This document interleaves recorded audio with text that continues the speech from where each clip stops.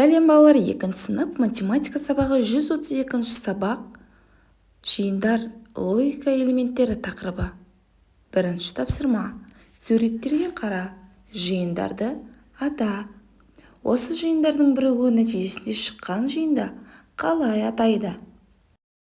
Бірінші жиын фигуралар жиыны. Екінші жиын сызықтар жиыны. Үшінші жиын бұрыштар жиыны. Ал осы жиындардың бірігуі нәтижесінде геометриялық фигуралар жиыны шығады.